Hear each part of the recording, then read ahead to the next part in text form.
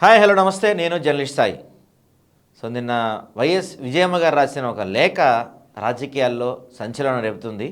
అసలు ఆ లేఖలో పేర్కొన్న అంశాలేంటి? ఇలాంటి అంశాలన్నీ కూడా మనం పురుషోత్తం రెడ్డి గారితో మాట్లాడదాం. సార్ నమస్కారం సార్. నమస్తే అండి. సార్ నిన్న విజయమ్మ గారు రాసిన ఒక లేఖ కొంత ప్రకంపనలు సృష్టిస్తుందని చెప్పుకోవచ్చు మనం. ఆ లేఖను కనుక పరిశీలిస్తే దాంట్లో విజయమ్మ గారు ఫస్ట్ ఏమో నలుగురు మనవలకి ఆస్తి ఇద్దాం అనుకున్నారు వైఎస్ రాజశేఖర రెడ్డి గారు అన్నారు. ఒకసారి ఏమో అసలు ఆస్తి పంపకాలు జరగలేదన్నారు. ఒకసారి ఏమో ఆస్తి పంపకాలు జరిగిన దాంట్లో జగన్మోహన్ రెడ్డి ఎక్కువ వాటా తీసుకున్నారు, షర్మిలకి ఇవ్వాల్సిందే లేదని, ఇలా అంటే రాసిన 3 పేరాల్లో ఒక పేరాకి పొంతం లేకుండా లెటర్ రాయటం జరిగింది. దాని గురించి మీ అభిప్రాయం ఏంటి సార్? ఆ లెటర్ల అంశాల గురించి మీరేం చెప్తారు? శేఖర్, బేసిక్గా ఒక కుటుంబ వ్యవహారాల్ని 4 గోడల మధ్య పరిష్కరించుకోవడం లేదా న్యాయస్థానాల మధ్య పరిష్కరించుకోవాల్సిన వ్యవహారాన్ని రాజకీయ వేదిక మీదకి తీసుకురావడమే ఇక్కడ విషాదం. కుటుంబంలో సమస్యలు ఉండొచ్చు, పంపకాలు వ్యవహారాల్లో మంచి చెడ్లు ఉండొచ్చు, ఉండకపోవచ్చు. కుటుంబ వ్యవహారాలు ఎక్కడ కూడా అయితే 4 గోడల మధ్య లేదా కోర్టుల్లో మధ్యలో ఎక్కడ పరిష్కారానికి ప్రయత్నించడం అంటే అది అబాస్ పాలడానికి తప్ప ఇంకోటి పని కాదు. ఎప్పుడో కుటుంబ వ్యవహారాలు చూసినప్పుడు ఇంట్లో పరిష్కరించుకుంటే ఎవరికి తెలియదు, కోర్టులో పరిష్కరింటే కోర్టు తీర్పు అనుగుణంగా వెళ్ళిపోతారు. ఈ 2 మధ్యలో ఊర్లో పరిష్కారానికి వెళ్ళారంటే వీధుల్లోకి ఆ కుటుంబం చాలా ఇబ్బంది పడే పరిస్థితి వస్తుంది. ఇది కూడా అంతే. ఇప్పుడు విజయమ్మ గారు, రాజశేఖర రెడ్డి గారు, ఏదైతే దివంగత ముఖ్యమంత్రి రాజశేఖర రెడ్డి గారికి 2 పిల్లలు, జగన్మోహన్ రెడ్డి గారు, షర్మిల గారు. రాజశేఖర రెడ్డి గారు సతీమణిగా విజయమ్మ గారు నిన్న ఒక లేఖ రాశారు. నిజంగా లేఖ రాసి బహిరంగ చేయాల్సిన అవసరం ఏమొచ్చింది? ఏం చెప్పదలుచుకున్నారు అంటే ఒక రకంగా మానసిక ఒత్తిడిని చేదలుచుకున్నారు. ఈ లేఖ వల్ల జరిగేది ఏంటి? రాజకీయ చర్చ అవుతుంది. జగన్మోహన్ రెడ్డి గారు ఒక రాజకీయ పార్టీకి అధినేత, ప్రధాన ప్రతిపక్ష పాత్ర పోషిస్తున్నారు. ఈ చర్చ ఏమవుతుంది? ప్రజల్లోకి వెళ్తే జగన్మోహన్ రెడ్డి గారు చెల్లికి అన్యాయం చేసినాడు అనే మెసేజ్ పోవడానికి తప్ప ఇంక దేనికైనా ఈ లేఖ పనికొస్తుందా? లేఖలో అంశాలు కరెక్ట్ తప్పు తర్వాత చర్చించుకోవచ్చు. మీరు లేఖను బహిరంగ చేయడం ద్వారా సమస్య అయితే పరిష్కారం కాదు. జగన్ గారికి న్యాయం జరగదు, షర్మిల గారికి న్యాయం జరగదు. ఒకటి జరిగేది ఏంటంటే ప్రతిపక్షాలకు ఆ లేఖ ఒక ఆయుధం అవుతుంది. రాజశేఖర రెడ్డి గారిని అభిమానించే వాళ్ళు బాధపడతారు, రాజకీయంగా చర్చనీయాంశం అవుతుంది. దీనికి తప్ప లేఖ దేనికైనా పనికొస్తుందా? ప్రాథమిక అంశం.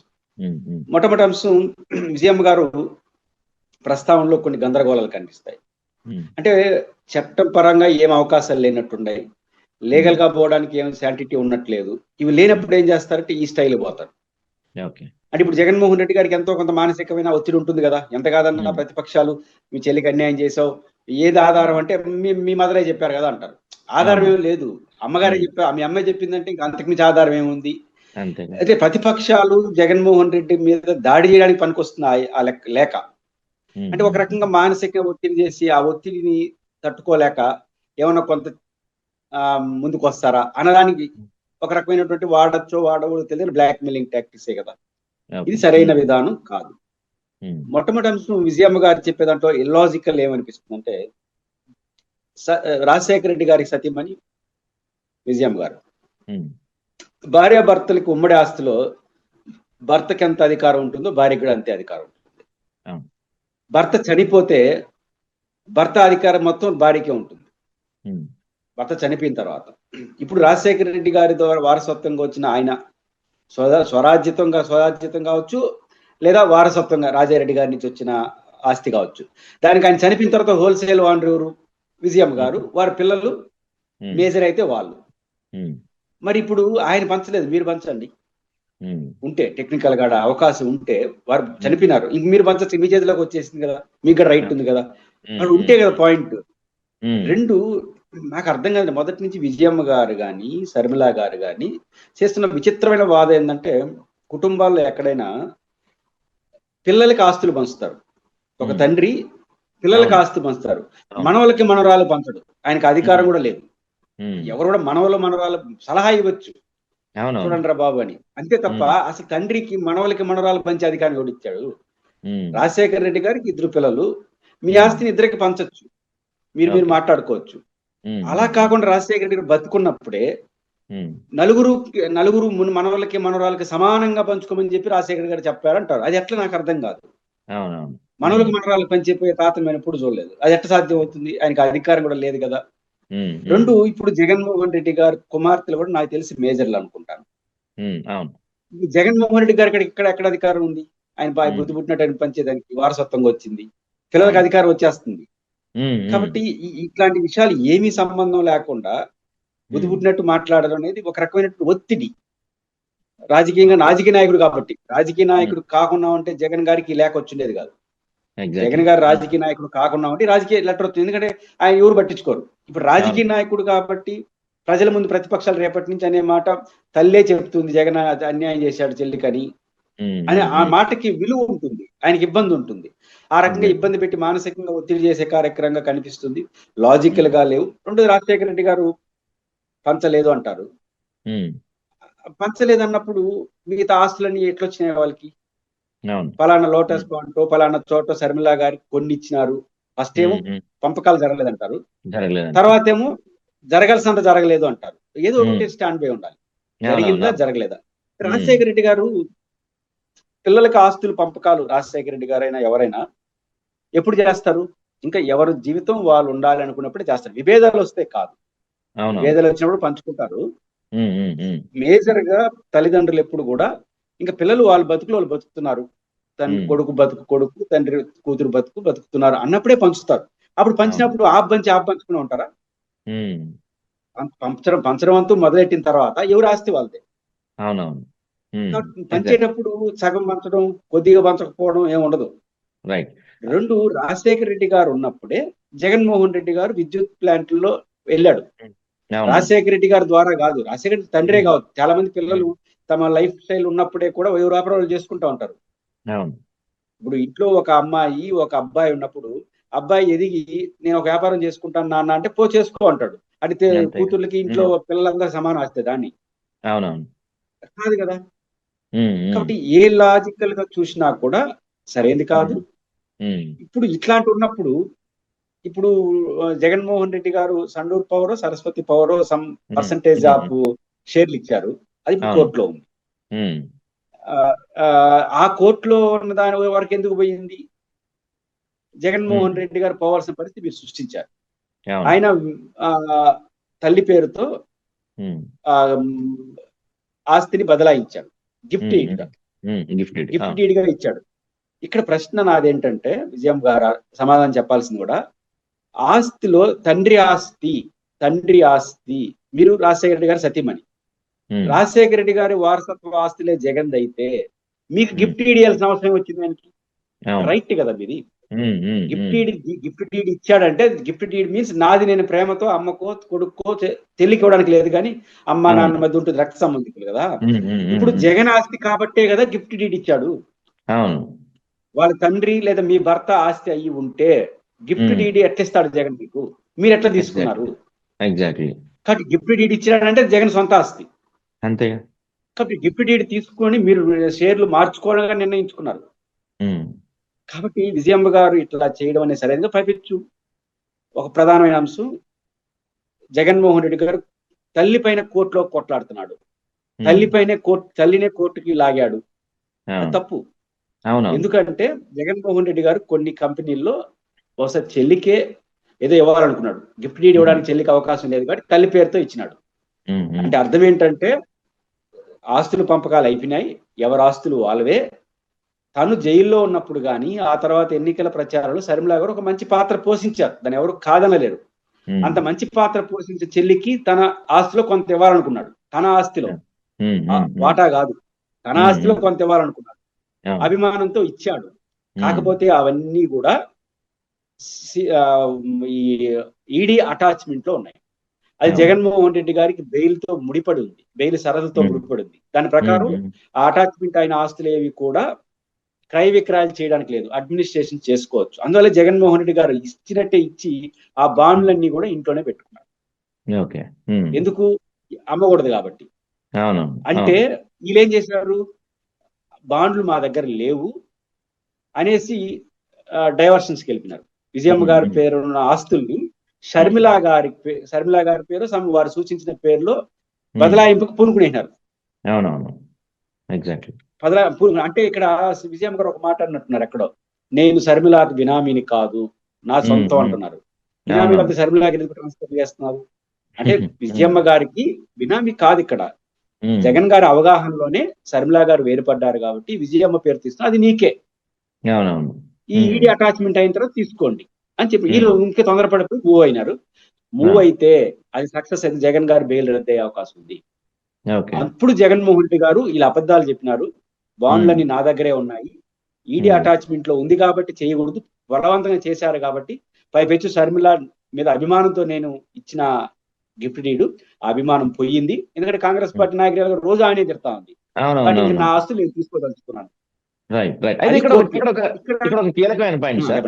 విజయమ్మ గారు నిన్న ఒక లేఖ రాసి, ఆ లేఖలో లాస్ట్లో పాయింట్ ఏం పేర్కొన్నారంటే, దయచేసి ఈ అంశాన్ని మీడియాలో ఎక్కువగా చర్చించొద్దు, ఎక్కువ డిస్కస్ చేయొద్దు, ఇది మా కుటుంబ వ్యవహారం, దీన్ని వదిలేయండి అని చెప్పి ఆ చివరిలో ఒక లైన్ రాశారు. అసలు ఈ అంశం, ఈ ఆస్తుల గొడవ కావచ్చు, ఈ అంశం మొట్టమొదట ప్రెస్ ముందు తెచ్చింది షర్మిల గారు. విజయమ్మ గారు చాలా సందర్భాల్లో మాట్లాడారు. రీసెంట్గా చూస్తే మనం షర్మిల గారు చాలా అంటే ఒక అనరాని మాటలు జగన్మోహన్ రెడ్డి గారు అన్నారు. అంతకుముందు గతంలో చాలాసార్లు జగన్ గారిని విమర్శించినప్పుడు ఎప్పుడూ రాని ఇలాంటి వ్యాఖ్యలు ఇప్పుడే ఎందుకు వచ్చినాయి విజయమ్మ గారి నుంచి అనుకోవచ్చు మనం? విజయమ్మ గారి మాటలోనే ఆ డొలతనం కనిపిస్తోంది కదా, ఎక్కడో బాగా ఒత్తిడికి గురైనట్టున్నారు. మరి ఎవరు ఒత్తిడికి గురైన తెలియదు కానీ ఒత్తిడికి గురైనట్టున్నారు. ఇప్పుడు మీరు నన్ను ఇంటర్వ్యూ పిలిచేసి మీరు మాట్లాడొద్దంటే అట్లుంటుందో అట్లుంటుంది. మీరు పబ్లిక్ దాని నోట్ రాయేసి మళ్ళీ లేఖ రాసి ఎవరు తెలిసింది, ఎక్కడ తెలిసింది ప్రపంచానికి? మీరు నేరుగా జగన్ గారికి లేఖ రాయాల్సిన పరిస్థితి ఎందుకు వచ్చింది? జగన్ గారితో మీకేం మాటలు లేవా? ఎక్కడ కనపడినా చాలా ఆప్యాయంగా పలకరించుకుంటున్నారు. మీరు కొడుకుని ఎట్లా ప్రేమించారు అట్లా ప్రేమిస్తున్నారు, తల్లిని ఎట్లా ప్రేమించారు ఆయన ప్రేమిస్తున్నారు. నేరుగా పోయి మాట్లాడండి ఇంట్లో పోయి. లేఖ ఎందుకు రాయాలి? లేఖ రాసినారంటేనే దాన్ని ఇష్యూ చేయాలని అర్థం. దాని పబ్లిక్ గా వచ్చింది. మరి మీరు లేఖ రాసి రహస్యంగా బాండ్ లో మన పోస్టర్ లో పంపించేస్తుంటే మీకు జగన్ గారికి తప్ప మూడోవరికి తెలియదు కదా, ఎక్కడ తెలిసిన లేఖ విషయం. మళ్ళీ అంతా చేసేసి కింద ఇది మా కుటుంబ వ్యవహారం అంటే, మీ కుటుంబ వ్యవహారం ఇంట్లో పరిస్థితి ఇందులో ఎందుకు వచ్చినారు? చేసేది చేశారు. రెండోది జగన్మోహన్ రెడ్డి కోర్టుకి వెళ్లాల్సిన పరిస్థితి మీరే సృష్టించారు. ఇక్కడ కోర్టులో తల్లికి వ్యతిరేకంగా వాదిస్తున్నాడు జగన్. నా పాయింట్ ఏంటంటే, కోర్టు మెట్లు ఎక్కనంత వరకు సమస్య లేదు, ఎక్కిన తర్వాత దాని అర్థం ఏంటి? ఫైటింగ్ సిద్ధపడినట్టే కదా. ఆడిపోయి మా అమ్మ చాలా మంచిది ఆయన అని, నా కొడుకు మంచిది అంటే పోయి బయట పరిస్థితి అంటాడు జడ్జి. ఇద్దరు మంచిగా ఉన్నప్పుడు మాకేం సమస్య? మీరు ఇద్దరు వచ్చారంటే తెగకపోతే నా దగ్గరకు వచ్చినారు. జడ్జి దగ్గరికి ఎందుకు పోయినా? ఇద్దరు పంచాయతీ తెగలేదు కాబట్టి పోయినాం. తెగకపోకుండా తెంచకపోవడానికి వరకు విమర్శించండి.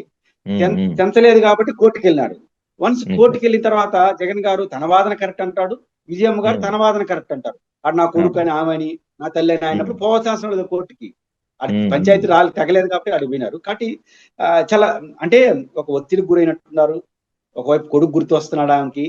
అంతర్లేదంగా ఆ లేఖల్లో కొడుకుని ఇబ్బంది పెట్టే పనులు ఉన్నాయి, మళ్ళీ ఎక్కడో కొడుకు ప్రేమ కనిపిస్తా ఉంది. ఎందుకు ఇంత ఒత్తిడి ఈ వయసులో మీకు? రాజశేఖర్ గారు సతీమణిగా కాబట్టి మీరు ఇద్దరు పిల్లలు మీకు సమానం, కొడుకు కూతురు. చివరకు మీ పాత్ర కూడా ఇప్పుడు రిటైర్ అయిన పాత్ర, ఎందుకంటే మీ కొడుకులు పెద్దవాళ్ళు అయిపోయారు. చివరకు వాళ్ళ పిల్లలు కూడా పెళ్లిళ్ళు అయినాయి. ఆల్రెడీ రాజారెడ్డి పెళ్లి అయింది, పెళ్లిళ్ళకి వచ్చేసినారు. అంటే మనవాళ్ళు మనవరాళ్ళు పెళ్లి చేసుకునే వయసులో మీరు ఆర్థిక సమస్యలు పరిష్కరించలేరు. వాళ్ళు చాలా పెద్దవాళ్ళు అయిపోయినారు. మీరు ప్రశాంతంగా మనవాళ్ళు మనవరాలతో ఉండడం తప్ప మీ మాట వినే పరిస్థితిలో వాళ్ళు లేరు. మనవరాళ్ళే పెళ్లిళ్ళకి వచ్చేసినారు. మన పాత్ర ఎవరు ఉంటారు? మనం ప్రశాంతం. ఈ టైంలో ఆమె ఒక పాత్రను పోషించడమే పొరపాటు. కాబట్టి ఆమె మళ్ళీ లీగల్ గా పోవడం, ఆ తర్వాత బాండ్లు ఉన్నా దాన్ని లేవని చెప్పి కొడుకు దగ్గర బాండ్లు పెట్టుకొని బాండ్లు లేవని చెప్పి ట్రాన్స్ఫర్ చేయడం, ఇవన్నీ చూసినప్పుడు ఖచ్చితంగా కోర్టుకు మెట్లు జగన్ వెళ్లాల్సిన పరిస్థితిని మీరే సృష్టించారు. వెళ్ళారు కాబట్టి ఆయన రూల్ ఆయన మాట్లాడుతున్నాడు. ఇది విజయమ్మ గారి లేఖ సమస్య పరిష్కరించదు.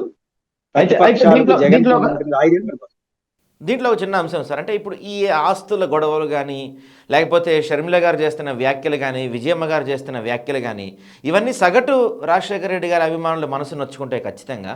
సో ఇప్పుడు ఈ జరుగుతున్న ఈ సినారియో మొత్తం రాజశేఖర రెడ్డి గారి అభిమానులు జగన్కి మరింత దగ్గర అయ్యే అవకాశం ఉంటుందా, లేకపోతే ఏమన్నా దూరం అయ్యే అవకాశం ఉంటుందా? కుటుంబ వ్యవహారాలు కానీ, రక్త సంబంధి వ్యవహారాలు వచ్చినప్పుడు మొదట అందరూ కకావేలకం అయిపోతారు.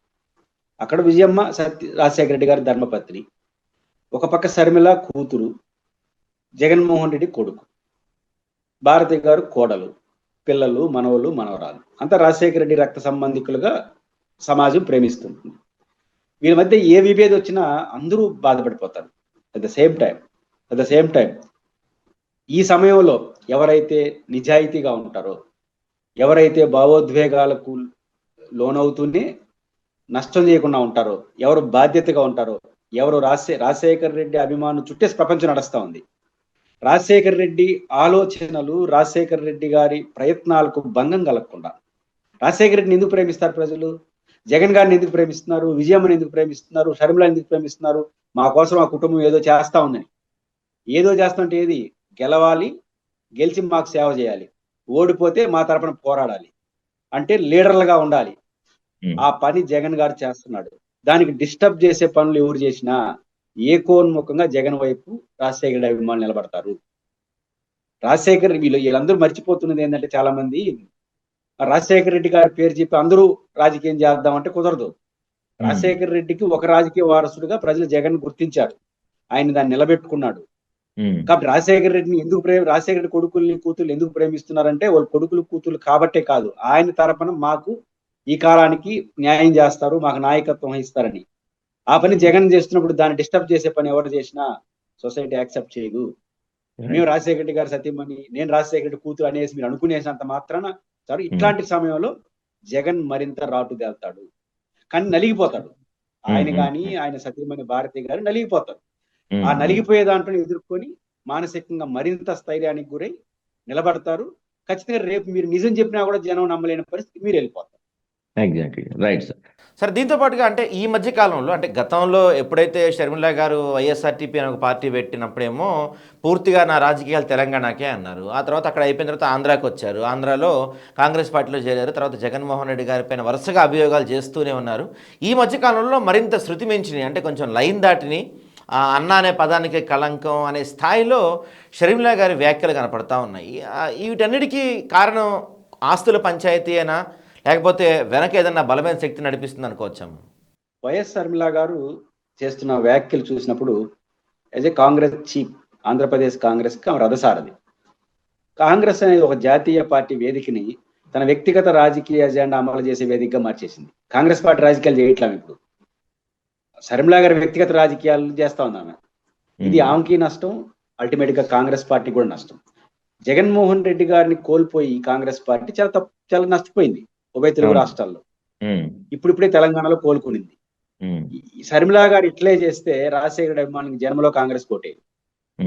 ఎందుకంటే ఆమె చేస్తున్న చేష్టలు అలా ఉన్నాయి. పాయింట్ ఏంటంటే, కాంగ్రెస్ పార్టీ చీఫ్ గా మీకేం పని? జగన్మోహన్ రెడ్డి గారితో మీకు వ్యక్తిగత గొడవలు ఉంటే వ్యక్తిగతంగా చూసుకోవాలి. అదే కాంగ్రెస్ చీఫ్ గా మీరు వెళ్తున్నా, మీరు చెప్పే పాయింట్లు ఏంటి? ఒకటి ఆస్తుల విషయం, రెండు వివేకానంద రెడ్డి గారి హత్యకి సంబంధించిన విషయం. వివేకానంద రెడ్డి హత్యకి సంబంధించినంత వరకు అందరూ ఏం కోరుకుంటున్నారు? ఎవరు ఈ హత్యకి కారకులు, వాళ్ళని ప్రోత్సహించిన వాళ్ళు ఎవరు, వాళ్ళు తొందరగా తేలాలి, వాళ్ళకి శిక్ష పడాలి, ఇదే కోరుకుంటున్నారు. కానీ షర్మిల గారు ప్రధానంగా, సునీత గారు వాళ్ళు కావచ్చు, ముగ్గురు పేర్లు డామినేట్ చేస్తారు వాళ్ళు. ఒకటి జగన్మోహన్ రెడ్డి గారు, రెండు భారతి గారు, మూడు అవినాష్ రెడ్డి గారు. వీళ్ళ ముగ్గురిని ఆ కేసుల్లో దోషులుగా చూపించే ప్రయత్నం మీరు చేస్తున్నారు. మీరుగా దోషులుగా చూపించాల్సింది కోర్టులు చెప్పాలి. వీళ్ళు ఎక్కడ హర్ట్ అయిపోయినారంటే, మీరు ఒకటి అడిగారు, ఎందుకు ఈ మధ్య కాలంలో శృతి మించి మాట్లాడుతున్నారని. హర్ట్ అయ్యారు. ఏ విషయంలో హర్ట్ అయ్యారు? నేను ఇంతకుముందు చెప్పాను. వాళ్ళ లక్ష్యం ఏంటి? జగన్ గారు, భారతి గారు, అవినాష్ రెడ్డి గారు. కానీ సిబిఐ కేసును విచారణ పూర్తి చేసేసింది. పూర్తి చేసిన క్రమంలో వచ్చిన ఒక రిజల్ట్స్ ఏంటి? జగన్ గారిని, భారతి గారిని అసలు విచారించాల్సిన అవసరమే లేదు అని నిర్ణయానికి వచ్చేసినారు. వాళ్ళ ముగ్గురులో ఇద్దరు అయిపోయినారుగా. అసలు విచారణ అవసరం లేదు. కేసులో నిర్దోషులుగా తేలడం కాదు, అసలు వాళ్ళు విచారణకే పిలవాల్సిన అవసరం లేదన్నారు. ఇద్దరు పోయినారు. అవినాష్ రెడ్డి గారి పాత్ర ఏముంది దాంట్లో?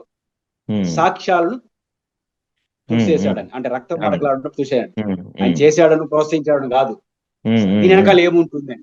కాబట్టి మీరు ఎవరైతే ముగ్గురు అనుకున్నారో వాళ్ళు ఇద్దరు అసలు విచారణకే పిలవట్లేదు. మీ టార్గెట్ ఎవరైతే జగన్ గారు, వాళ్ళు విచారణకే పిలవట్లేదు. ఇక్కడ షర్మిల గారి వాదన చాలా విచిత్రంగా ఏమనిపిస్తుందంటే, ఎవరో ఇన్ఫ్లుయెన్స్ చేస్తున్నారు సిబిఐ అని మాట్లాడుతున్నారు. జగన్ గారు ఇన్ఫ్లుయెన్స్ చేస్తారు. నా పాయింట్ ఏంటంటే, జగన్ గారు ఇప్పుడు పవర్ లో లేడు. ఒకవేళ సిబిఐ డైరెక్టర్ నో, సిబిఐ నో జగన్ ఇన్ఫ్లుయెన్స్ చేస్తా ఉంటే మీరు చేయాల్సిన పని ఏంటంటే, న్యాయపరంగా పోరాడాలి. వెళ్ళారు సుప్రీంకోర్టు, హైకోర్టు, అన్నిట్లో తిరస్కరించారు. ఎందుకంటే మీ దగ్గర లాజిక్ లేదు. నాకు అనుమానం అండి, సాయి గారిని విచారించారంటే విచారించరు, ఏదో ఒక ఆధారం చూపాలి. మీరు ఆధారాలు చూపలేకపోయారు, అయిపోయింది. ఇప్పుడు ఏం చేయొచ్చు? ఇప్పుడు వాళ్ళు ఏం చేయొచ్చు అంటే, నేరుగా చంద్రబాబు గారు ఎట్లా మీకు సపోర్ట్ చేస్తున్నాడు ఈ విషయంలో, బహిరంగంగా ప్రకటించారు పవన్ కళ్యాణ్ గారు, అవును. చంద్రబాబు గారు. ఉమ్, వివేకానంద మీకు మద్దతు ఇచ్చారని చెప్పారు కదా, వాళ్ళ దగ్గరికి వెళ్ళండి. ఉమ్, సాయి గారు ఇప్పుడు బేసిక్ గా సిబిఐ విచారణ సరిగ్గా చేయలేదని మీరు అనుకుంటున్నారు, అంతే కదా? ఉమ్, లేనప్పుడు ఆ సిబిఐ హెడ్ క్వార్టర్ లో వెళ్ళి డైరెక్టర్ గారిని తీసేయాలి, అంతే కదా? యాక్షన్ తీసుకోవాలి. అవును. ఉమ్, యాక్షన్ ఎవరు తీసుకోవాలి? యాజ్ పర్ యాక్ట్ ముగ్గురు కలిసి తీసుకుంటారు. Um, prime minister of India, opposition leader మరియు Hmm. Supreme court chief justice are nominee. Um, దీంట్లో ఇద్దరు అనుకుంటే మెజారిటీ వచ్చేస్తుంది. ఇప్పుడు Hmm. చంద్రబాబు గారు, పవన్ కళ్యాణ్ గారు నమ్ముతున్నారు కదా మీరు చెప్పిందని, వారు అవును. పోయి ప్రధానమంత్రికి చెప్పండి. ఉమ్, కమిటీలో ఒకరు కదా, ముగ్గురులో ఒకరు. ఉమ్, రాహుల్ గాంధీ గారు ప్రతిపక్ష నాయకుడు, శర్మిలా గారు Yeah. పోయి రాహుల్ గాంధీ మీ అధ్యక్షుడు కదా, ఆయన కన్విన్స్ చేసుకోండి. ఉమ్, ముగ్గురితో ఉమ్, కమిటీ ఉమ్, వేయించుకోండి. ఇద్దరు అనుకుంటే ఈసారి అయిపోతుంది కదా పని. ఇప్పుడు ఆ అయిపోద్దిగా? పని చేయండి. అవునవును. శర్మిలా గారు మీ వాదనలో పట్టుత్వం ఉంటే, నిజాయితీ ఉంటే, నేరుగా ఉమ్, రాహుల్ గాంధీ గారిని కలిసి మెంబర్ ఆ ముగ్గురులో ఒక మెంబరు ఆయనకి రిప్రజెంటేషన్ ఇవ్వండి, ఆయనతో వాదించండి. Exactly. చంద్రబాబు గారు ఉన్నారు కదా, ఎన్డీఏ కూటమి మీద చెప్పండి, సిబిఐ డైరెక్టర్ పైన చర్య తీసుకోవచ్చు కదా. ఇప్పుడు మనకు ఎలక్షన్ కమిషన్ మీద నమ్మకం లేదు కాంగ్రెస్ కి, అవును. అభిశంసన తీర్మానం పెట్టారు. మీకు నమ్మకం లేదు సిబిఐ డైరెక్టర్ మీద, యాక్షన్ లోకి వెళ్ళండి. ఎగ్జాక్ట్లీ. మీ చేతిలో అధికారం పెట్టుకొని మళ్ళీ జగన్ అంటే ఏదో ఒకటి అంటే విషయం తేలిపోయింది. వాళ్ళు టార్గెట్ జగన్ భారతి గారు అనుకున్నది అది లేకుండా పోయింది. అవును. ఇంకా ఆ విచారణ తీర్పు ఏమొస్తుంది ఊహించుకోవచ్చు. అది ఇక్కడ ప్రజలందరూ కూడా ఒక విషయం అర్థం కాని విషయం ఏంటంటే, దస్తగిరి ఆయన డైరెక్ట్గా స్టేట్మెంట్ ఇచ్చాడు. అంటే అనేక సార్లు పొడిచి హింసించి చంపానని చెప్పి ఆయన స్టేట్మెంట్ ఇచ్చిన తర్వాత కూడా ఈ రోజుకి ఆయన బెయిల్ రద్దు కావాలని చెప్పి అవినాష్ రెడ్డి పిటిషన్ వేస్తే, ఆయన దేశంలోనే అత్యంత కాస్ట్లీయెస్ట్ లాయర్ని పెట్టి వాదన జరుపుకుంటుంటే, ఆయన గురించి మాట్లాడకుండా పదే ఏదో విధంగా వీళ్ళే ఎందుకు టార్గెట్ చేస్తున్నారు? వీళ్ళు ఒక వ్యక్తి వచ్చి నేను టార్చర్ చేశానని చెప్పినా కూడా వాళ్ళ కూతురుకు కానీ లేకపోతే షర్మిల గారికి కానీ వీళ్ళకేం బాధ కూడా అనిపించట్లేకుండా ఆయనకే తిరిగి ఎలా సపోర్ట్ చేస్తున్నారు వీళ్ళు? అంటే వాయనని చంపి ప్రోత్సహించింది వీళ్ళని వాళ్ళ ఆర్గ్యుమెంట్. చంపింది ఆయన వాళ్ళ లెక్క ప్రకారం, ఆయనకి వీళ్ళు సపోర్ట్ చేశారు, ప్రోత్సహించారు అంటున్నారు. దానికి ఆధారాలు ఏంటో తెలియదు, కారణాలు చెప్పే చాలా విచిత్రంగా ఉంటుంది. కారణాలు ఏం చెప్తున్నారు? కడప లోక్సభ ఎన్నికల్లో ఎంపీ సీటు అవినాష్ రెడ్డికి కాకుండా వివేకానంద రెడ్డికి ఇవ్వాల్సిన పరిస్థితి, లేకపోతే శర్మిలాకి ఇవ్వాల్సిన పరిస్థితి వస్తుంది, అందువల్ల ఎలిమినేట్ చేసినారు. నా పాయింట్ ఏంటంటే, వైఎస్ఆర్ కాంగ్రెస్ పార్టీకి హోల్సేల్ ఓనర్ జగన్మోహన్ రెడ్డి. ఆయన ఎవరు కనుకుంటే వాళ్ళకి ఇచ్చుకోగలడు. వివేకానంద రెడ్డి ఎంత బలమైనంత మాత్రం ఆయన యువదలుచుకోకపోతే ఎవడేం చేస్తారు? దానికి ఎలిమినేట్ చేయాలన్నా? ఆయన సొంత పార్టీ కదా ఇది. అప్పుడు వివేకానంద రెడ్డి గారు ఫస్ట్ కాంగ్రెస్ లో ఉన్నాడు, వైసీపీతో మొదట్లో రాలా ఆయన. కానీ పార్టీ మొదటి నుంచి ఉన్నప్పుడు వివేకానంద రెడ్డి గారు కాంగ్రెస్ లో ఉన్నప్పుడు వైసీపీతో అవినాష్ రెడ్డి ఉన్నాడు. మరి ఆయన వదిలేసి ఈయన గట్టిస్తాడు జగన్? అప్పటికే సిట్టింగ్ ఎంపీ ఆయనకి మంచి పేరు ఉంది కడపలో. కాబట్టి మీకు ఎట్టిస్తాడు? వైసీపీ పుట్టినప్పటి నుంచి ఆయనతో నడుస్తున్న ఆయన వదిలేసి మధ్యలో మీరు వెళ్ళారు వచ్చారు, ఆయన కట్టిస్తాడు? అసలు ఆయనకి ఎంపీ సీట్ ఇవ్వాల్సి వస్తుందని ఎలిమినేట్ చేయాల్సిన అవసరం జగన్ వద్దనుకుంటే ఆయనకి ఇవ్వడు, ఇంకా వద్దనుకుంటే పార్టీలోనే చేర్చుకోడు. పార్టీలో మొదటి నుంచి లేడు వివేకానంద రెడ్డి. వివేకానంద రెడ్డి అనే వ్యక్తి మాకు వద్దని జగన్ అనుకుంటే పార్టీలోనే చేర్చుకోండు. అంతేగా. కాబట్టి ఎక్కడెక్కడ లాజికల్ లేవు. అంటే జగన్ మీద ఏదో ఒక అసహనంతో ఒకదాని సంబంధం మాట్లాడుతున్నారు. ఈ ప్రయత్నాలు కాంగ్రెస్ పార్టీ ప్రయత్నాలుగా మారుతున్నాయి. కాంగ్రెస్ పార్టీ ప్రయత్నాలు కాస్త ఉంటాయి.